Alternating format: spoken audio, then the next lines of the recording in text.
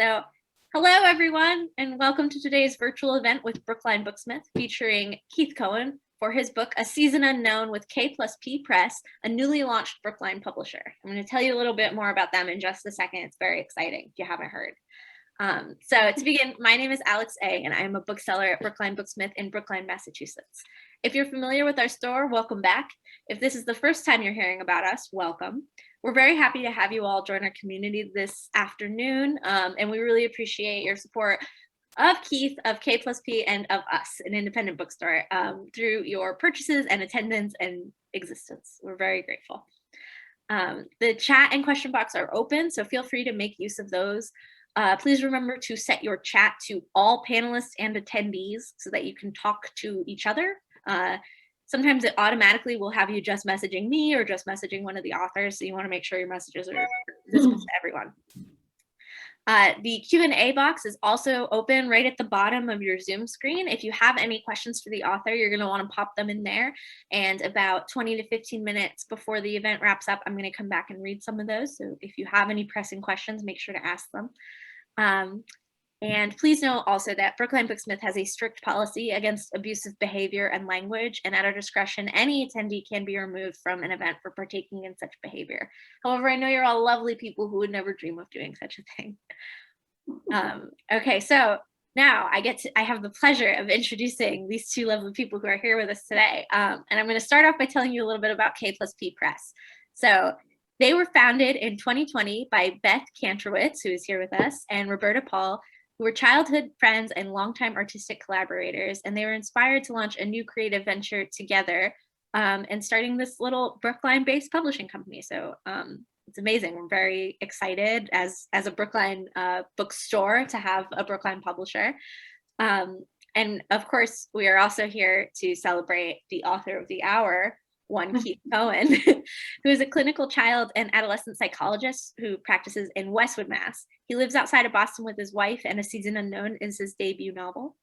Really quick about A Season Unknown, this tells the story of Malik, who ever since he was a child has had a strange and unique connection with animals in the wilderness around him.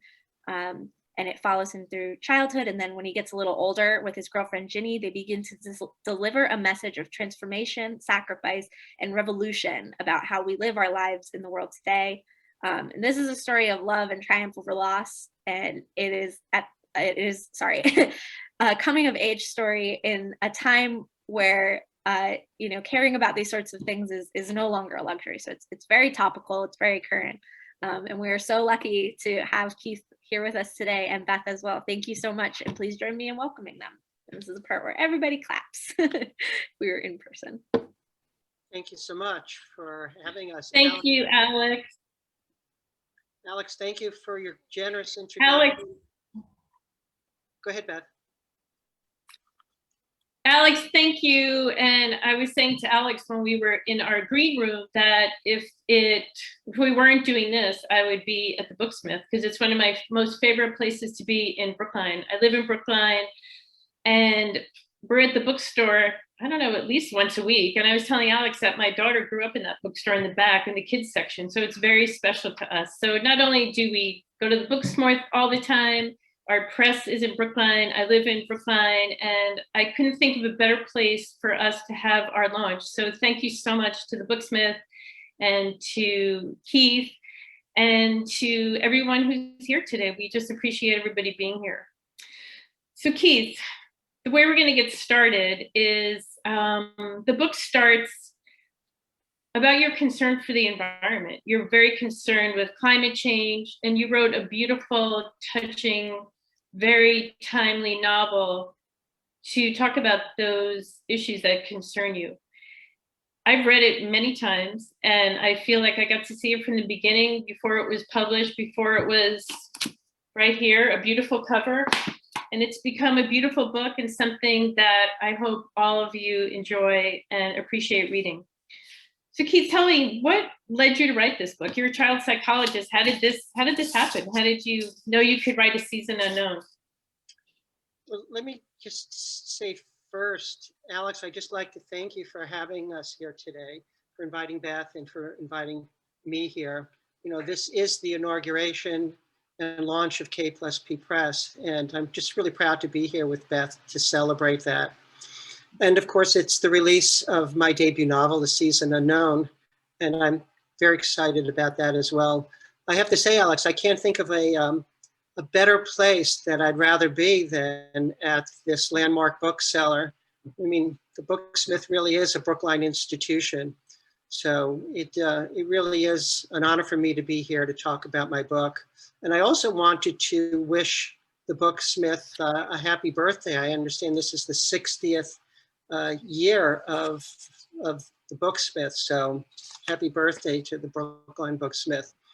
But Beth, to get back to your question about what led me to write this book, I have to say that, it's been many years now that I've been following sort of the state of the environment, maybe being preoccupied with it, and in some ways becoming more and more alarmed by what's happening in the world, on our planet.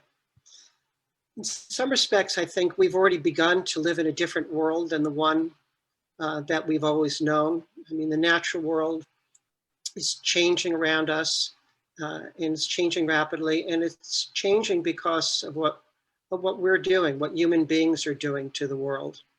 So much has been altered, and there's very little that remains wild and untouched by human hands. Human activity really is the dominant influence on climate change, and it's the dominant influence on environmental change. And the striking thing is that throughout all of human history, that has never been the case. Natural forces always dominated that. So I am concerned about what's happening, but this is the dilemma, and in part of my thinking as I sort of work to try to create this story is that we're dependent on this earth, just the way it is, for our health and for our well-being, and potentially for our survival. So we're really at this crossroads where what we do, what choices we make, what changes we make will determine our future and ultimately the future for countless generations to come. So it's a long-winded way for me to say that, we're dealing with the situation where we know all of this. We know the science and we know the facts, but we're struggling to do enough about it. And this is the challenge, is that science and facts, they don't always seem to change people. It's often the narratives that we carry that determine how we live our lives. And stories have always been sort of part of what makes us social beings. Stories are the things that change people. And for me, in writing this book, I think it was my effort and maybe my need to write such a story to help look at our changing planet and our place in the world. Keith, you mentioned that, this journey, that we're all involved in this journey through many, many years of our earth, of our world. And you take us on a very particular journey through the life of a young boy, someone that you created from your imagination. And I would love for you to introduce us to the main character and read to us so we get a sense of who the main character is and how the book starts. So Keith's going to read the first part of the book. Chapter 1, it's called Springs. I'm very proud to be here to read this. Since I'm reading right from the beginning of the book, it doesn't need any particular setup. So since I'm here to tell you my story, I will just start from the beginning.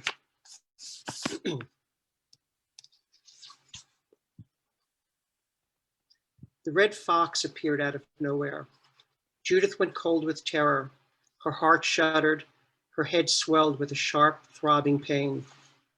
She had not taken her eyes off of her little boy for more than a moment, and he had wandered across the yard.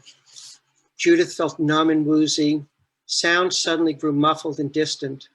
Her vision narrowed and became distorted. Malik was just at her side, and now he stood alone, so far from her warmth and safety. Everything became a blur of agonizingly slow movement. The animal sniffed at Malik's ankle.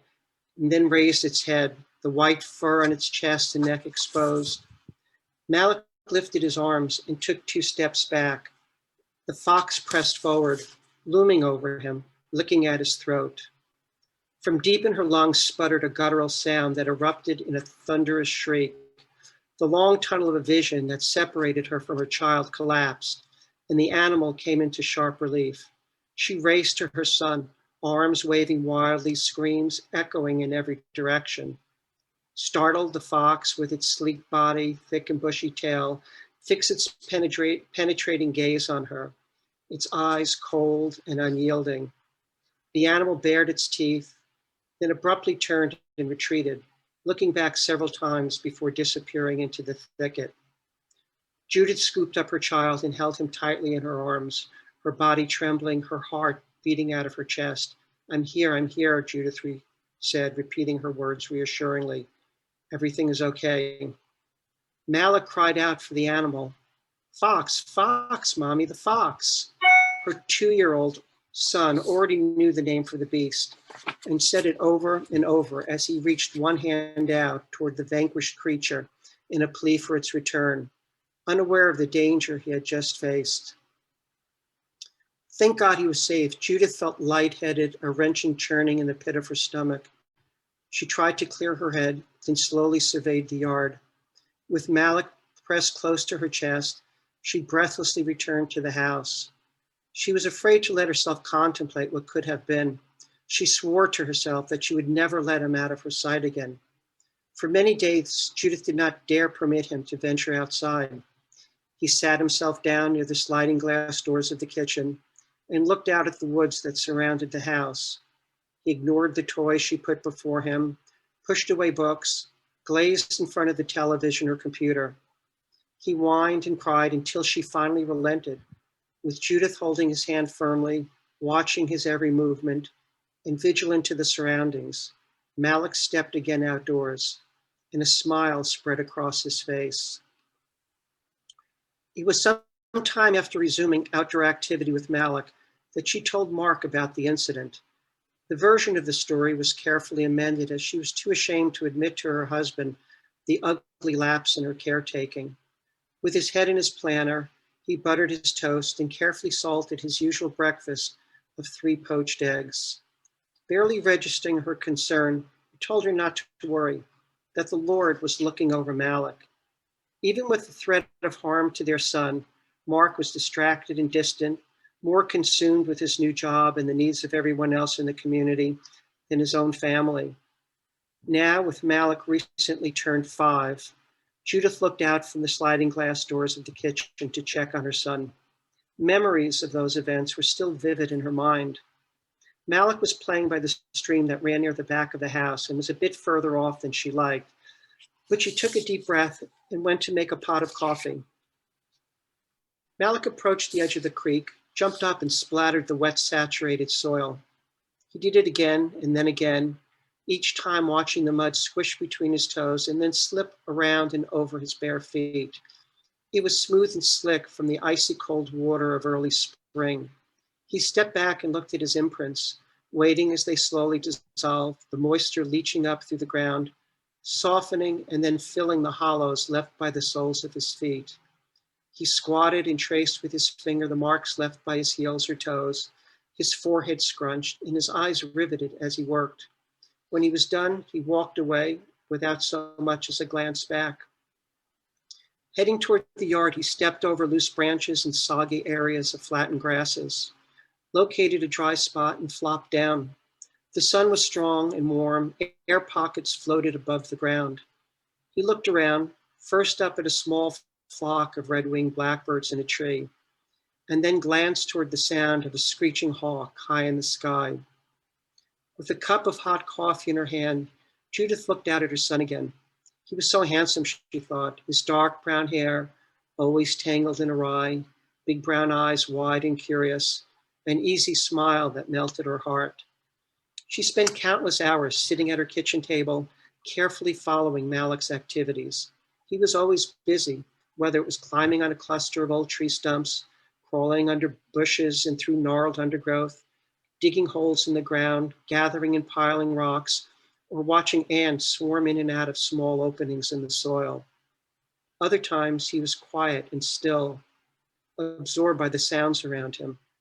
He listened with rapt intensity to the gusts of wind, the rustling of leaves, the chirps of crickets, the high-pitched calls of cicadas, or the humming strains of working bees. The rich smells of early emerging spring growth, the fragrance of fully blossomed wildflowers of summer, or the pungent odor of decaying plants in fall, all captured his attention. Despite the warming weather, it was still too cool for the short-sleeved shirt he wore. Judith had long acquiesced to his choices. He hated wearing his shoes, balked at efforts to put gloves on him, and was always too hot for a coat or a hat or any outer garment for that matter. On bitterly cold days, she had to force him to wear extra layers and keep his boots on his feet. Countless times she rebundled him, and as many times the clothes would come off. It took a long time for her worries to subside and to accept that he was suited to the climate, regardless of the time of year, and never got sick. His cheeks were rosy, his hands warm, and his feet already toughened to the terrain. Judith took a sip of the hot coffee and remembered back to a time shortly after the encounter with the fox, to the beginning of events that would reshape her life. Filled with excitement, Malik had popped out from a huge pile of autumn leaves in the yard. "Surprise, Mommy, here I am." Then tunneling back under he went. "You can't find me," he said as he burst out laughing with delight. Judith found his enthusiasm joyous. "More leaves, Mommy, more." As she slowly gathered another stack and then turned to place it on top of him, she was stunned to see a small bird perched on his finger. It was a beautiful little creature with a yellow breast and some white markings on its face. It fluttered repeatedly in the air, each time settling on his hand as he giggled, and it whistled and cawed in response. She struggled to catch her breath and stood frozen watching the exchange. What was transpiring between Malik and the tiny winged creature sent a shiver through her. She was used to his talking to the birds, squirrels, raccoons, deer, or anything else that was alive on the land, flying through the air or swimming in the water. She loved his imagination, brimming with the pleasure of discovery of every new part of his world. But what became evident that day, and in the weeks, months, and years to follow, was the interest, or rather the outright preoccupation, of all of these creatures with him. He was the focus of their imaginations. Gives me a shiver when you read that. And I've read that many, many times. And Keith, you create this young boy who you talk about as being an unusual character. At least I see him as an unusual character, connected to the birds, to animals, to creatures, and a mom who is awestruck by the connections that her son makes to nature. Whether she's sipping her coffee or putting a coat on him or whatever, she's so concerned, and you can feel the love that she has for him. And then you feel the concern that you have for him as a young boy and what you're stirring up in us about like what he does his imagination. So I'm curious, like Malik is different from any kids you've probably met, any kids I know. Tell us what makes him an unusual character and talk about him, where his name comes from, who he is. I mean, I get a chill thinking about him, so I want other people listening to learn more about him too. Well, for me, I mean, in a personal way, Malik means a great deal to me because, as I started this process, I wanted to write a book about our environmental crisis. And I struggled for a very long time about how I would do it. And then there was Malik. I mean, Malik was my sort of epiphany.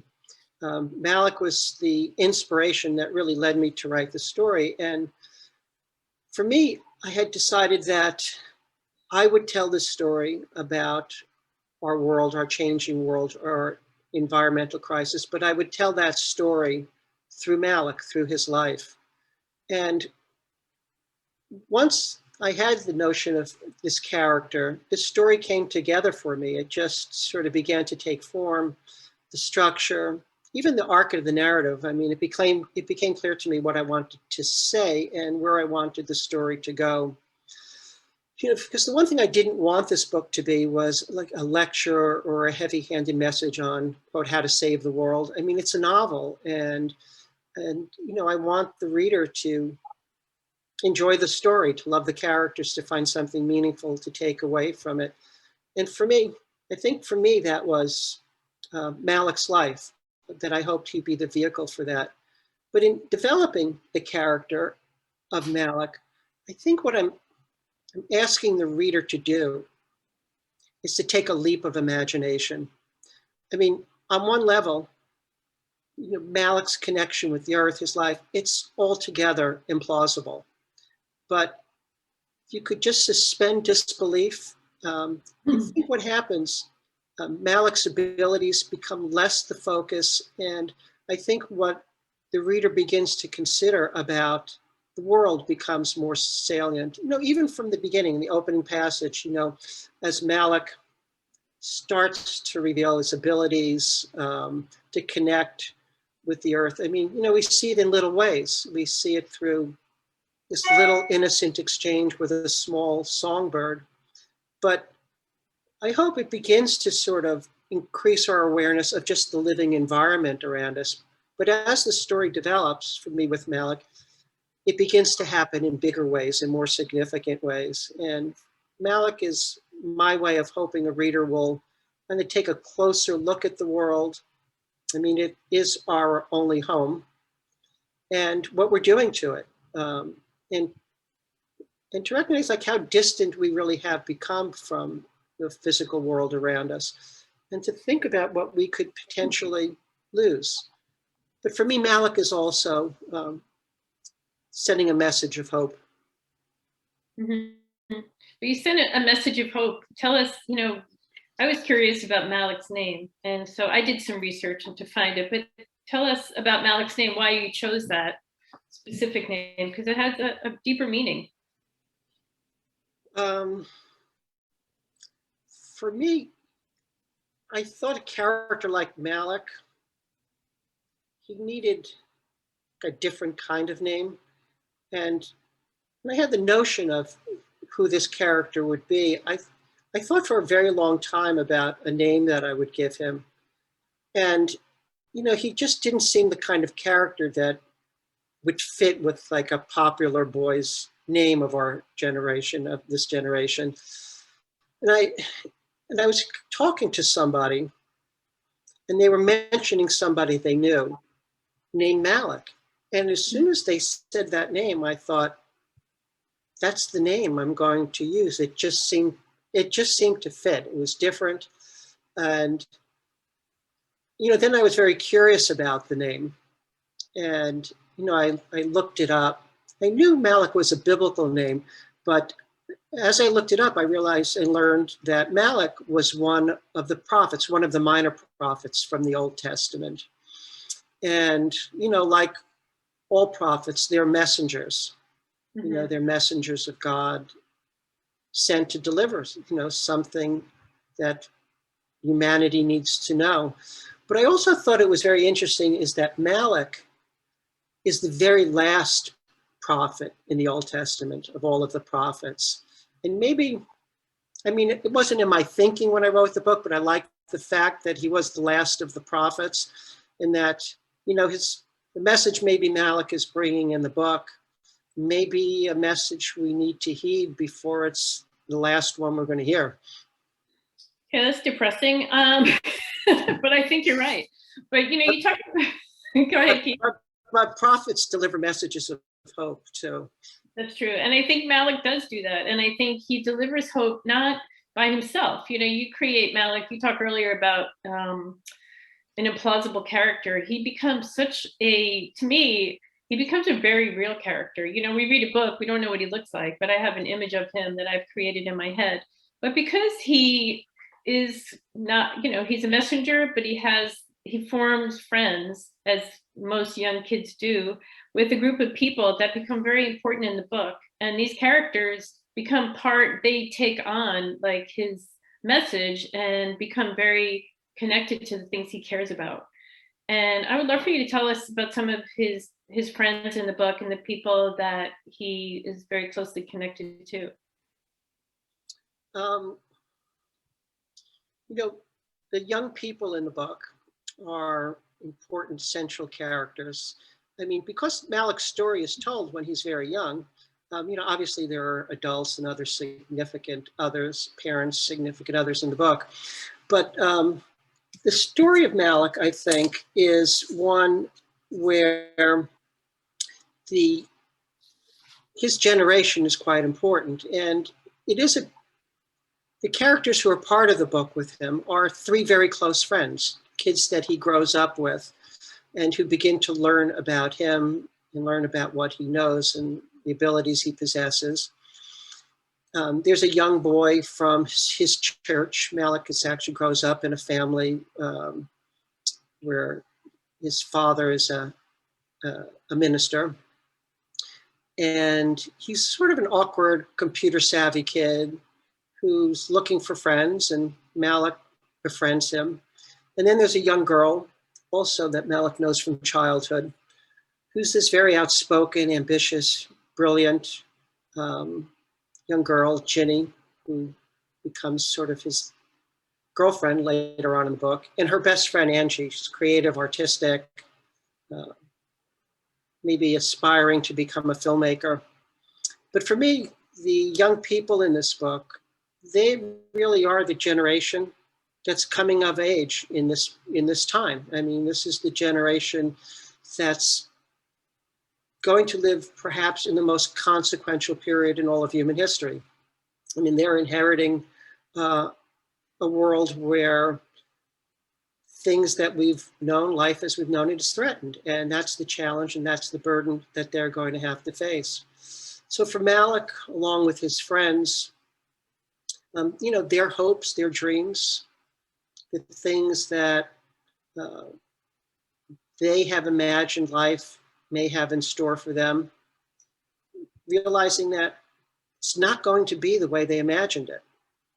And what they learn through Malik in terms of how they begin to see the world and understand about the world sort of opens their eyes and also binds them together in terms of a mission that they feel they're on. I mean, they're the generation where everything is at stake, everything is on the line. And kids who see things that they're unable and unwilling to dismiss, things that they just cannot look away from, and maybe the generation that's going to have to fight for their future. So for Malik, for his friends, I don't think it's about having a lot of choices. I think for them, there are no choices but one about what they're going to have to do. Mm-hmm. You talk about these young people in the book, so they don't have the choices. They are like the future generation, but there's such a tender, endearing relationship with Malik and an older man in the book named Roger. So he doesn't have the time that these kids have. He's an older person who's seen all the things that we've done to our world, but he has such a significant relationship with Roger, and with Malik, and Malik becomes, as close as he is to all these kids, he has this really very sweet relationship with Roger. And really special part of the book, I think. And I would love for you to read so we can introduce people to Roger and his significance. Let me just say sort of a little background to that. As much as the book is about Malik, as I said, and his friends, there are very central adult characters in the book. Roger clearly is one of them. And because the book starts with Malik as young, it's also about his family. And there's important things about his family. His mom and dad have moved to this new community. They moved from south to a rather remote area up in the Northeast. And, they are far from their community. They're far from their family, far from friends. And they're sort of putting down their new roots, and Judith and Mark. And they're focused, I think, as we all tend to be focused, on the things that are right before us. We always tend to focus on things that are more immediate and sort of defer things that seem to be put off. But they struggle as a couple. And as much as they leave a lot behind them, they really carry with them this past that challenges and potentially threatens their marriage. As I said before, Mark Walker, the minister, is the head of the small church, and Judith finds her life basically upended and isolated. And then Malik enters their life, and he adds a level of complexity that really weighs on this fragile marriage. But there's another person that Malik comes to know early in his life, and that's this elderly man from their church, Roger. And his background, he's an elderly man who's endured a great deal of tragedy and loss and has found a bit of a home for himself in the church. And I'd be happy to read a little bit about him.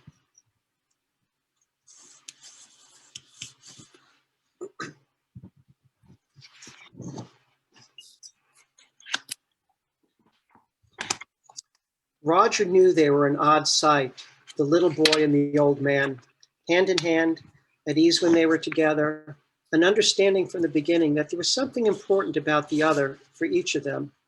It was a different kind of a relationship. It started with the youngster talking about his yard and woods and the animals that were all around.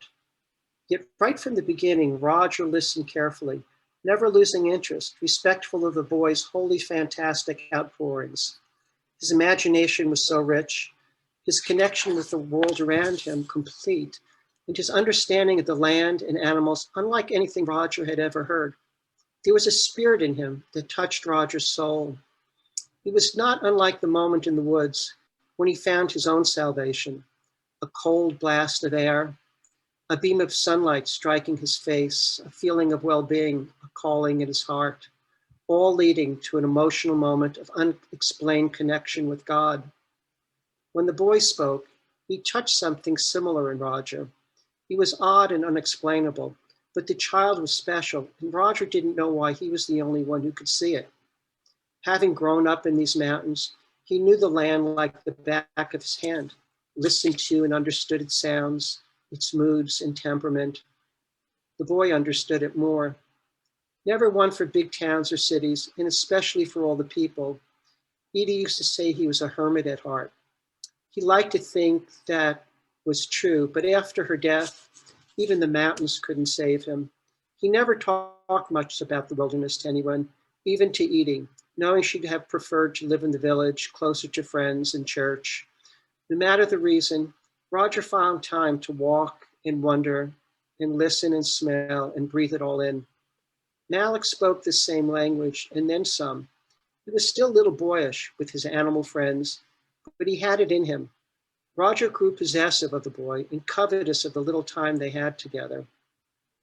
Their talks flew by, but the child stayed in his thoughts in the intervening days between services. He'd been empty so long, deadened by losses, that the boy was like a sip of cold mountain spring water, awakening and nourishing something inside of him that he had thought dried up and shriveled away.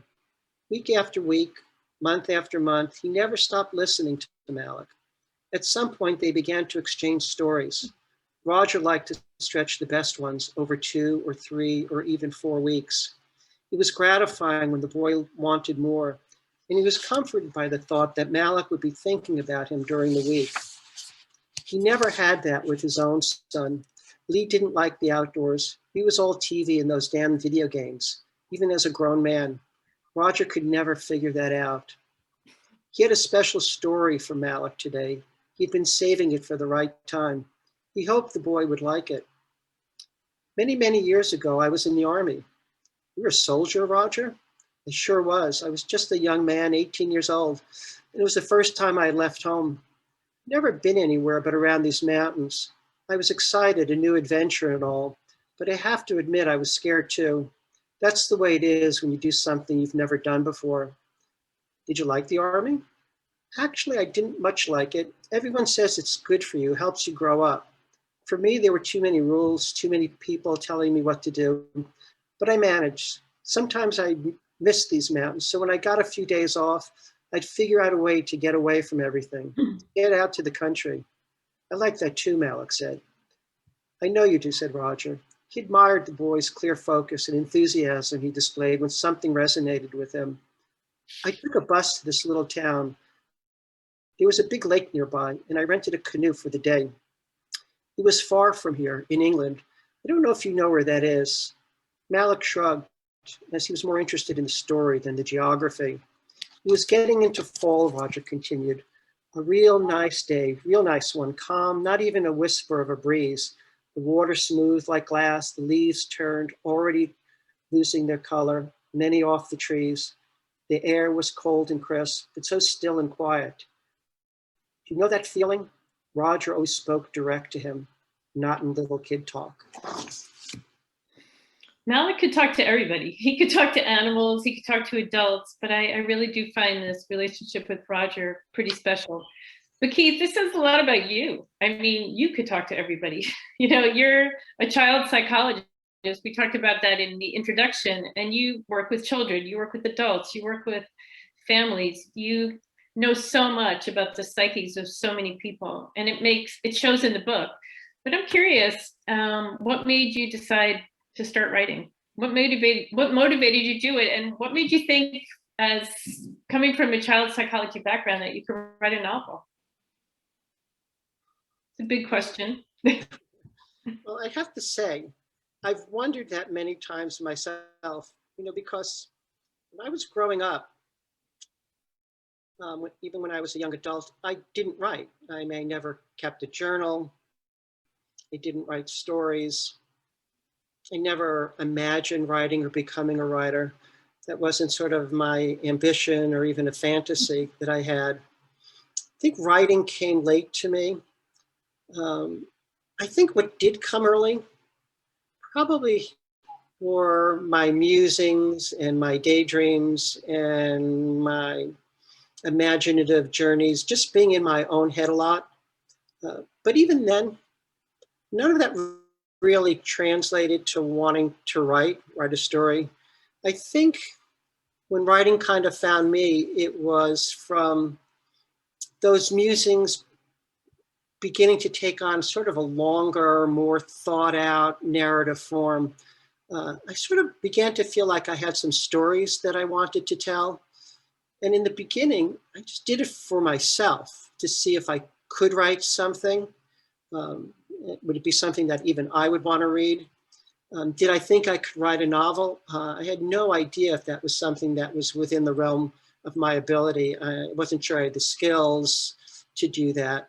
And even if I could, I wasn't sure that I would want it to be something I would let others read. And certainly publishing, that wasn't even on my radars at that point.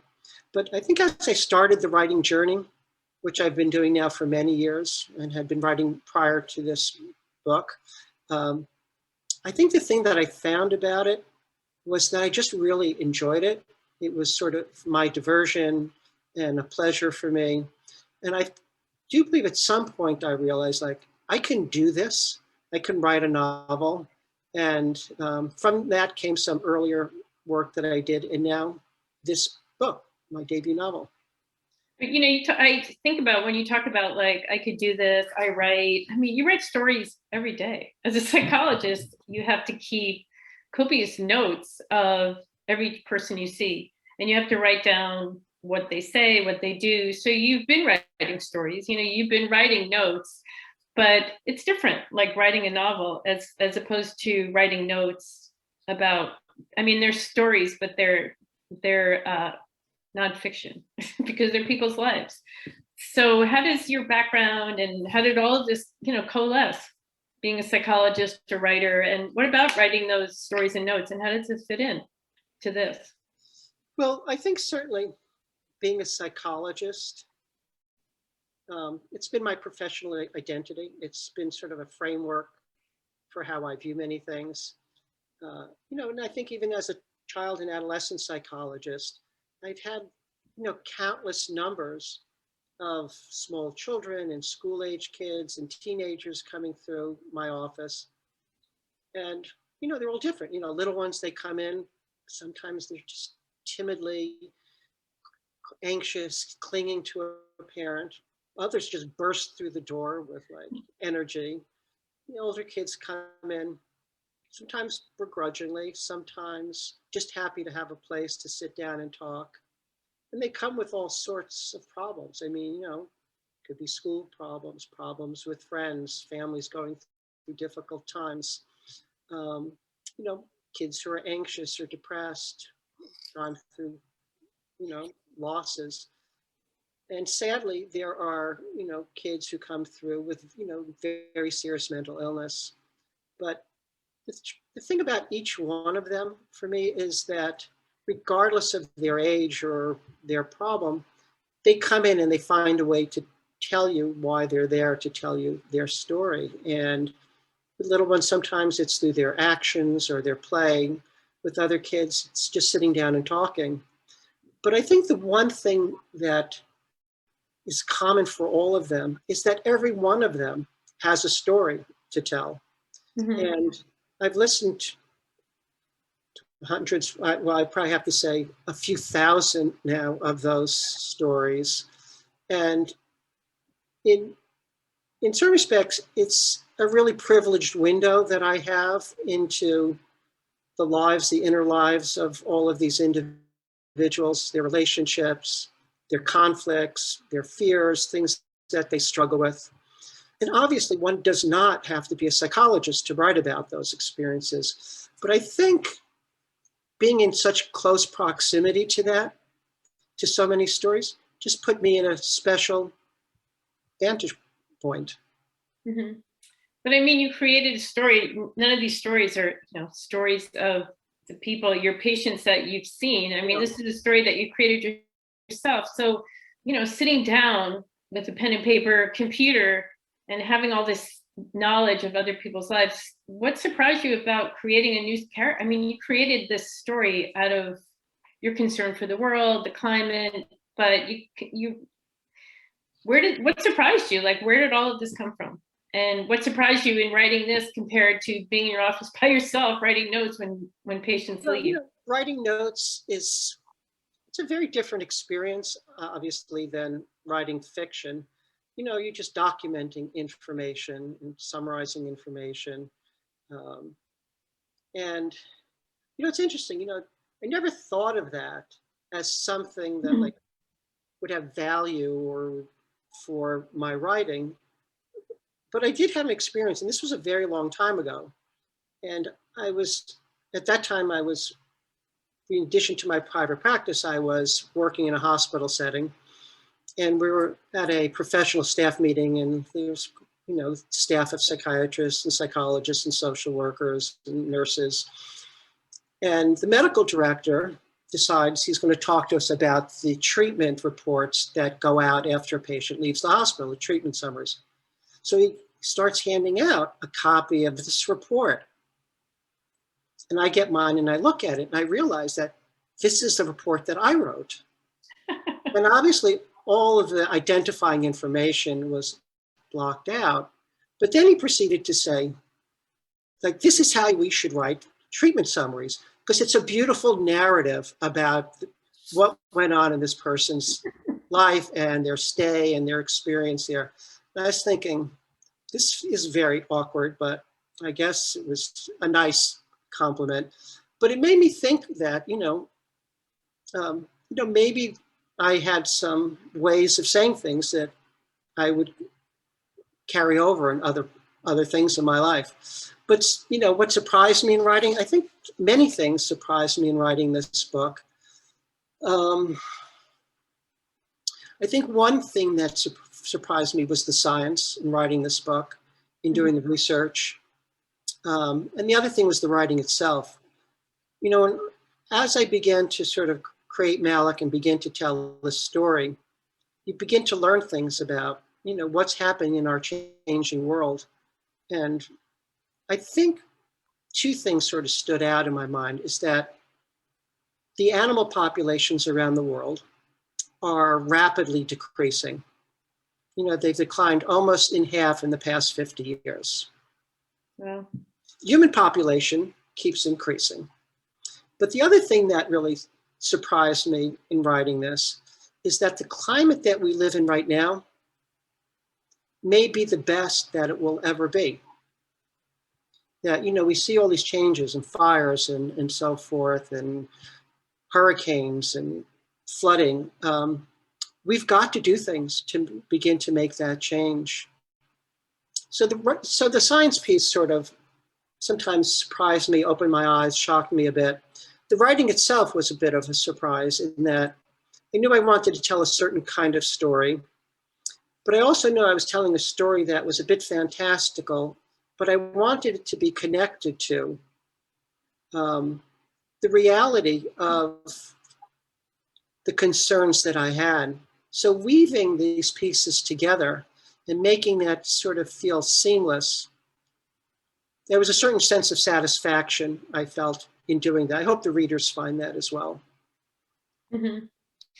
Well, I felt like you took something that is very depressing to all of us. What's happening in the world, climate change, and I've talked to you at length about some of the books you're reading and some of the science books you're reading, and clearly heard that you didn't want to write a science book. You wanted to write, a sort of a love story, a sort of coming of age story, and clearly like a cautionary tale, like, what are we doing? Like, take stock in how we're living and how we're treating the world. And I kind of see this book as your love letter to the world. Like, this is how you feel, except you weren't writing, I'm Keith Cohen and this is what I'm saying. You wrote it through the eyes of a young child, his parents, Roger, his friends. You pulled in so many different people who come together for the same concern that you have. And I think that is what makes the book so moving.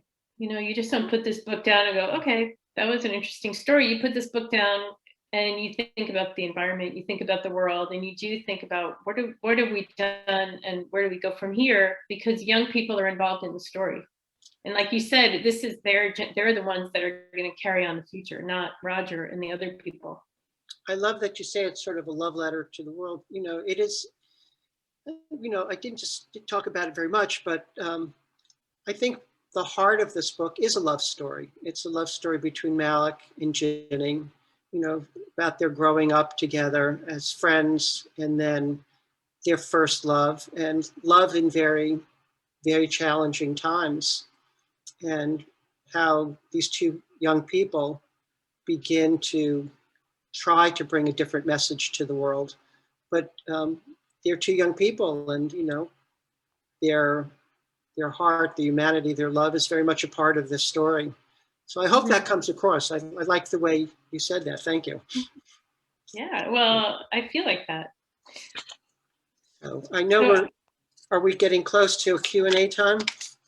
Yeah, I wanted to ask Alex, are we ready for questions and answers, Alex? Yeah, I didn't want to interrupt because you guys are having such a lovely conversation. Oh, I just want to say one thing, that I think that talking about this out loud, reading this book and talking to Keith and Roberta, my partner in K&P Press, and other people that have had the curiosity to read the book. I hope people read it. It's a really tender, beautiful story. And we just want to thank you so much for letting us launch this book at the bookstore. We'll be proud to go in there, and Keith will be proud to go in and sign the book. So thank you. Before the question and answers, I just want to say that. Oh, of course. No, it's really our pleasure. We love supporting local businesses and local authors. So getting to do kind of a 2-for-1 with this book is really great. It's ideal for us. Okay, so we have a few minutes left, and I'm going to read some audience questions, but it's not too late to submit one. I've only got a couple here. So if anybody else has questions, I can try to go quickly and make time for more. So first, by an anonymous attendee, wants to know, you, Keith, you were very brave to challenge religious views in this book. Are you at all concerned about possible negative reactions to those challenges?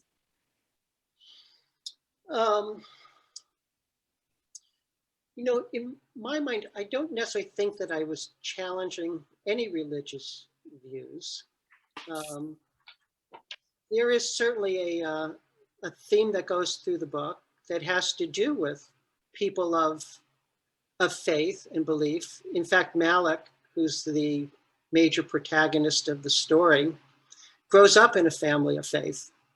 His father's a minister, comes from a line of people of faith. And I think when we think about the environment and we think about science, too often there's this division between climate activists and climate deniers, that somehow people of faith are on one side and people of logic and science are on the other side. And I think in some respects, it diminishes the importance of the whole issue, because, you know, it's our world, it's the planet that we all live on. You know, whether we talk about Mother Nature or we talk about God's creation, we're talking about the same thing. And in many ways, I don't think this book challenges faith as much as I hope it brings in a sense of how faith is part of this challenge that we have in the world right now. I think it's going to take people from every path. You know, when I mentioned at the beginning, the one thing that I had hoped that I would be able to do is provide a story to make us think about this, a narrative. And I think one thing that's in many ways missing in the climate change, environmental crisis, is that we lack a narrative, a common narrative for all of us. You know, this affects everyone in exactly the same way. And I think we need to begin to weave together a narrative that brings everybody in. Absolutely. All right, and this one is from Ben, who wants to know, how did you think about nature when you were growing up, and has it changed versus how you think about nature now? You know, when I grew up upstate New York, well, sort of a little upstate New York, in the Catskill Mountain area. It was rural. And I remember even as a little kid, we were a little more free range than kids are today. You know, you could just go out and play and there was woods around. And I remember even as a very young child, 6 or 7, with my older brother and friends in the neighborhood, we would just go into the woods. And I loved being in the woods, climbing on things and big rocks and trees. And even I think as we got older, as teenagers, the woods is where we would go to sort of like be on our own. You know, there was a stream that ran through the woods not too far away, Ice's Brook. It was well known in the area, and that's where kids hung out. You know, it was just part of what we did. So I think I always had sort of a sensibility about nature. I always liked being out. I liked camping, liked watching the birds. I still do. You still do. And nature's still part of my consciousness. But I have to say, when we were young, we didn't think about this. We took everything for granted. You know, we just took that there was beautiful air and we could go in the woods, and we didn't really think about this. I mean, I don't think you thought about that. And now when you write this story through the eyes of these young kids, they are very concerned. They're really worried. I mean, it's a real serious problem. So. Yeah, kids don't have that sort of free roaming experience anymore. I think it definitely varies too, based on where you are in the world. Because I'm, you know, I think about being in Brookline, for example, is highly residential. There's not Right. a lot of space for kids to be free range. But then just, you know, a little bit south, where I'm obviously not at the bookstore right now, I'm just home. But we have woods behind our house, and my cousins are actually back there. You might be able to hear them, and I'm sorry if you can, but they're like catching salamanders outside right now. And so it's like a very different sort of experience depending on if you grow up in a more urban or rural area today. And there's less and less rural areas every day. Sadly, less and less all the time. Yeah, well, it's better to hear them catching salamanders than watching video games on this beautiful day. I know, I'm a little jealous. So we've got about 5 minutes left. I don't know if Oh, it looks like, actually, sorry, one more question. This one's from Janet. I wonder what your thoughts are. I'm intrigued by your call for forging a common narrative. I wonder what your thoughts are on how to do this in the very fraught political climate we find ourselves in. That is the question of our age. That's a book in itself. I wish I could answer We have that many books about that, actually, if anyone's interested. There are many, many books about it. You know, not just writing a book, but I think as psychologists, people have to start listening to each other more. I think people have to come together more. People, you know, we live in our echo chambers, you know, people who have particular views. We search for news and for others who confirm those views and those biases. And we have to break out of that. You know, we have to sort of begin to think about things from others' perspective and begin to share sort of a sense of common humanity about what we have to deal with. You know, we have a small window left. You know, I don't mean to be gloomy, but we all need to be truthful and honest at the same time. There's a decade to begin to make changes in the world. And if we're going to be fighting culture wars, that's certainly not going to help. People really have to start talking to each other. And I think there are a lot of people trying to do that, but it's tough. Scary time, but a hopeful time is what you're saying too, Keith. I mean, it sounds like, you know, it could be really grim and depressing, but we have to be hopeful so we can make those changes. It's true. And we've got the young people out there like Greta, who's just fighting a little war on her own. When I started writing this book, Greta hadn't come on the scene yet. And when she came on the scene, I was absolutely delighted. She's part of that youth generation that's going to fight for their future. They have to. But Keith, you know, we were talking, some people, when we were talking about this book and beginning to think about publishing this book, so many people asked us, is this a young adult book? And it is a young adult book, and it's an older person book. It's an everybody book. And I think they thought that because there was a young person as the protagonist in the book, but it's a book for every age. I think people could learn from it and enjoy it and find some hope in a story that, you know, Keith has put together. Absolutely. All right. So very quickly before we wrap up, I'm just going to drop a link to that book again, For a Season Unknown by Keith Cohen, published by K+P Press. Please consider getting a copy if you don't already have one, because as you've heard for the last about an hour now, it is a wonderful story. And it's totally delightful. And Keith and Beth, thank you both so much for being here with me this afternoon. I hope you get to enjoy some of this lovely day while it is still going. And thank you to everyone. This was a lovely day, Alex. Yeah. This made for a lovely day. So thank you so much. Thank you, Keith. Thank everybody for being here. Thank you, Alex. Thank you, Booksmith. It was a pleasure. It really was a true pleasure to be here. It was a pleasure to have you. Thank you so much. Thank and I you. hope everybody has a lovely day. Yeah. Thank you. Bye.